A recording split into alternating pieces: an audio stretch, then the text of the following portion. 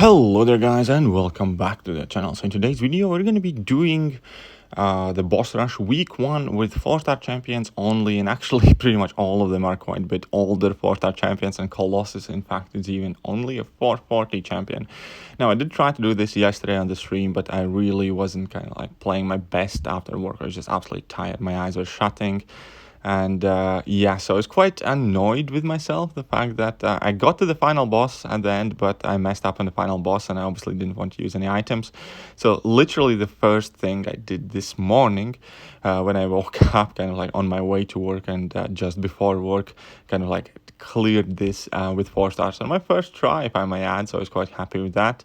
And yeah, so here the first fight is Thing, and Thing is relatively straightforward. Now he has that heavy hitter, which is quite annoying because you cannot like bait heavy attacks, or he's unstoppable when he drops his heavy attack. But other than that, there's pretty much nothing special to him, other than the fact that it's the Thing, obviously. So you have to keep your eyes on that rock stack counter.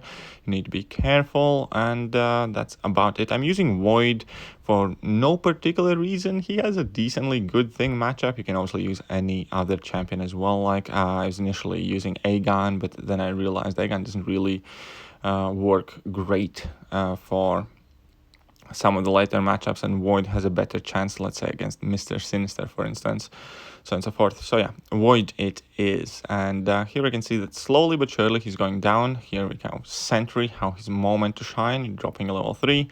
And yeah, it's not too kind of like tricky of the fight overall. I am running Suicide Mastery, so obviously I do need to be cautious with my health going down with the recoil and just ticking down slowly but surely. And obviously, since these are 4-star champions, then the block damage and parry damage is extremely substantial. You can kind of deal with parry damage, which is like 300 something health, but when they do land in your block, man, they hurt a lot. But here you can see that 92 hits in, the Thing's at 17%. Unfortunately, Fear's Void is about to expire, as I wasn't like spamming my level 1s, but still at the same time he's at like 12%. Triggered his protection, so I pretty much have to wait till it expires there. And yeah, so pretty much deadish, 100 and some hits in. So all in all, not maybe the perfect fight, but there wasn't anything too sketchy as well. Is at 2%, and the fight is over. Not too much to stress about here. We can move on to the next fight. The next fight is going to be Diablo. Now Diablo is actually, I think, one of the trickier opponents here, just because of that Limber randomly going unstoppable. And quite obviously you need to use either Quake, Slow Champion, or like Captain America Infinity War, ideally if you are using a lower ranked champion. So if you're using somebody like a rank 5-star, obviously pretty much anything probably can blitz through him, because the champions aren't that stacked. But when you are dealing with kind of like significantly under ranked champions by comparison, then you do need to have like a solid plan how to work around that unstoppable, because that Limber is obviously going to be a huge problem. And additionally he heals, so you need to make sure that you can deal either enough damage to bypass that heal or shut it down in one way or another. And Captain America Infinity War, obviously with that Tech Petrify debuff, works perfectly here, because he can pretty much immediately reduce the amount he's healing. So you make sure you apply it when it's needed, and then you have a bit more help in taking Diablo actually down. Now again, purely because of that Limber, and also wanting to save myself a bit of health, I'm going to be dropping level 3s only in this fight instead of some smaller attacks. Obviously you also need to always kind of like keep an eye on your charges, kinetic charges, because you do need at least one in order to be able to simply nullify those unstoppables. So yeah, that's kind of like the most important thing to keep an eye out there for. Do not kind of like forget checking the amount of kinetic charge you have. And here level 3 did solid amount of damage, so at this point he's only at like 38% health or so, and we're doing quite well. Obviously I'm trying to get an opening here because the parry stun is too short. And with that, ideally I want him to throw his special attack so I can safely bait it. Other than that, I need to bait out heavy attack or land an intercept or something of the sort. Now, when he has this iron skin, I think the concoction is called, he goes stun immune, and it's very important to remember that. Because if you do land a parry and forget about the fact that Diablo can in fact go stun immune, well, that's a surefire way to eat a combo. So it wasn't actually as easy as I thought it could be coming up with the 4-star champions I would use for this, just because obviously I have stopped ranking up 4-star champions like a significant amount of time ago. And I think most recent 4-star champions that I have ranked are from 2018 and or 2018. I definitely have some of those, but the base is that most of those champions are quite outdated, so it was quite comical to come up with the team. And especially on stream, everybody's like, use Havok, not ranked up, use Doom, not ranked up. So I kind of had to make do with what I had here with older 4-stars, because obviously I wasn't going to rank up 4-stars just for this. And so anyways, we're up to Havok fight. Then I did have to kind of like pause my fighting because I did arrive at work in the morning, so I had to kind of like get settled, have my coffee, and this is like after a short break. But anyways, Colossus is perfect for this Havok fight, and the reason for it is because he can ignore Crumbling Armor node, because Havok isn't a tech champion, and unless you're a tech champion, Colossus is immune to armor break, so you will always be protected from those plasma detonations. In addition, I cannot get that armor broken, and that also triggers Colossus's mechanic where if he's immune to something, I get an extra armor up buff. So it's actually kind of beneficial to trigger Crumbling Armor and get free armor up buffs in case of Colossus.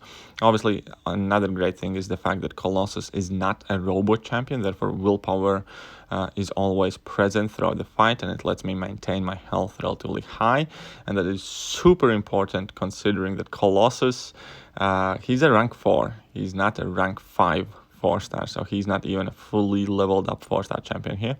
And we can see here that slowly and surely we are definitely putting in some solid amount of work against that Havok. Obviously, Colossus doesn't have his mega insane damage because we don't have any synergies active on him. But at the same time, he still hits quite well for a 4-star champion, especially when you manage to drop that level 2 with 20 armor ups and then get that armor up count into 30s, and then that attack increases are very significant. And slowly but surely, 58 hits now, 60 something hits. Havok is down at 34% health. Our own health is holding steady. Drop a level 2, none of the parts crit, unfortunately, so I'm going to have to build up to another one. Now, Havok can be somewhat annoying, especially if he goes into his heavy throwing mode, and because he also has that heavy hitter node active, so I cannot interrupt his heavy attacks, and that's always a bit frustrating with Havok, because you do want to rely on reparries, just like we saw here, in order to get reliable openings. But if he decides to go for a heavy attack, then you're obviously slowed down and hindered. And then we finished the fight with a nice level 2 12k crit there, not too bad at all from rank 4 4-star. And now Mr. Sinister.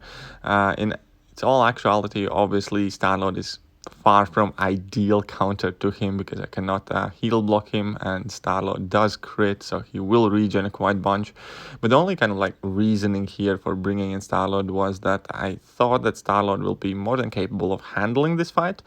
And additionally, I could potentially see him being used in also like Nick Fury's matchup if I play well, which isn't going to go exactly as planned, but we're going to get to that later. So I thought there would be like some decent amount of fights or usability I could get out from Starlord here in this quest. You obviously can use any other champion. And another reason for Starlord being included on the team is obviously because I needed a tech, or more specifically, I wanted a tech champion for Captain America Infinity War in order to have access to that petrified debuff, and that petrified debuff was super helpful in that Diablo fight. So it's kind of like a mixture of limited champion availability with kind of trying to maximize the potential of Kappa Infinity War. So somehow Star-Lord found a way here. And obviously I could have used Quake and Ghost and would be pretty much done with everything super quickly, no problems, done and dusted. But I kind of wanted to make it a point to avoid using Quake and Ghost because they're so broken that even if I would be using 4-star champions, I wouldn't quite feel that that's kind of like feasible for many people who are not comfortable as much with Quake and Ghost. And on top of that, I just wanted to kind of like maybe push myself, maybe just not be lazy, because certainly taking in Quake and Ghost and clearing all of this is fun and it's an option, but it's also a bit lazy. But yeah, so anyway, slowly but surely, Star-Lord has gone up to 77 hits, and Mr. Sinister is at 56% health. And the fight is relatively simple. It's all about dodging that level 1, which is not too tricky. The only annoying bit is when sometimes he absolutely refuses to throw that level 1 for ages. Now, I can evade the level 2, but I don't like that he places that concussion, and after the concussion, your parries are failing. And it's just not a great time overall, so I decided to stick to level 1 baiting exclusively. Here you can see that at 100 combo, obviously Star-Lords are already dishing out some serious damage. When he crits, then Mr. Sinister gets to regen a bunch, but when I don't crit, I still deal like 2k lights or close to 2k lights, even without that Fury 3k medium, so that's a very solid damage output for the 4-star. Obviously, Star-Lord still and always will have that great damage ramp up potential, and that can go up to 400 combos, so we are only kind of like in the 25% mark of the Star-Lord max potential here. And now this bit annoyed me a bunch, that Mr. Sinister just does not want to throw that level 1 man. I always get frustrated. It's so annoying when AI just refuse to throw special attack, and that's actually where a large portion of the mistakes I personally happen to make is because I get frustrated, I try to rush baiting out at level 1, and it's just annoying. Now, as soon as he threw that out, we're pretty much done. And now Nick Fury, and Nick Fury is going to be the fight where I do worst in. I'm going to lose a couple of champions here, because up until now, everything has been solo, and everything has been relatively easy. So I brought in Star-Lord knowing that there is a very decent chance that I'll mess up. But also the point is, if I didn't, it would have a very high reward for it, because once I destroy life model decoy, at that point my damage output should be quite high, and I should be able to get through that second phase extremely quickly, because obviously I would have done all of the ramp up already. But there I went in for a bad intercept, and that just kind of ruined it, and I have that bleed active on me, and yeah. So this fight finished quite quickly with me playing extremely poorly. And the next champion that I'm going to bring in here is going to be Void. And obviously Void does have a class disadvantage, and he is also not a perfect kind of counter. But the thought process here was quite simple. I have 3 more champions remaining, including Colossus, which I wanted to save for the last leg if possible. And I just need to get that Nick Fury down, because I am quite comfortable, obviously, with the fact that Magic should be able to solo that Captain Marvel movie version. So basically, it's kind of all hands on deck in order to get that Nick down, hopefully not make too many mistakes. And Shank is not actually too bad, because when you do hit him in block once, and when you get 1 bleed active on yourself, you can actually benefit from that willpower heal, because the bleeding isn't significant. Or if you don't benefit, then at the very least, you don't take much damage from it. I think you do net some heal, but that also makes you play more risky, because you want to intercept, you don't want to do anything else. And there we saw another kind of like bad intercept. And now I'm bringing in Captain America Infinity War, because as I mentioned, I want to save Colossus for last, obviously, because he's a mutant, he has class advantage, and he also will make sure that Nick Fury gains his charges quite a bit slower, so they should be easier to manage. But Captain America Infinity War here so far is doing an absolutely fantastic job. Obviously, he has high block proficiency and glanced at level 1 without much problem either.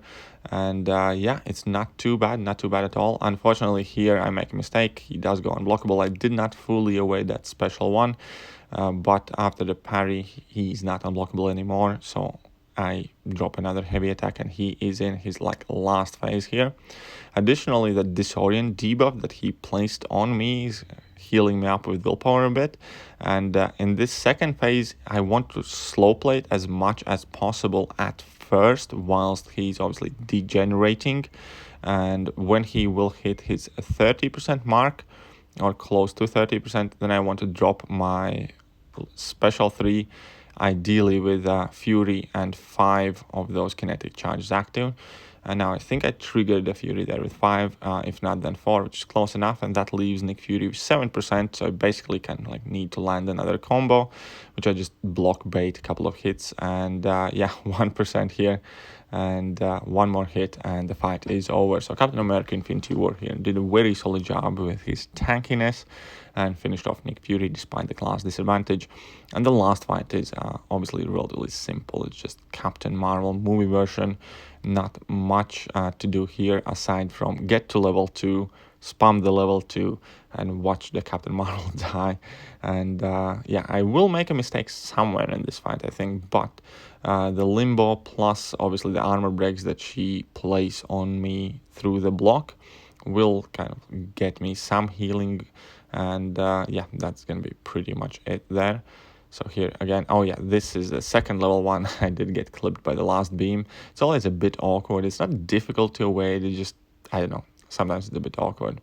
But here at this point, I have gotten my level 2, she's power locked, I'm doing my dash back intercepts, I had my limbo active. Every time limbo activates, she starts taking massive amounts of damage, obviously, because it's an energy damage from a Mystic champion, and the fight's pretty much a wrap. And there's not much to it. So yeah, I hope you guys enjoyed the video. I definitely enjoyed, quote unquote, redeeming myself after yesterday's bad performance in yesterday's stream. And that just shows that new day, new morning, new head on your shoulders, and things get easier. Anyways, that's it for today. See ya.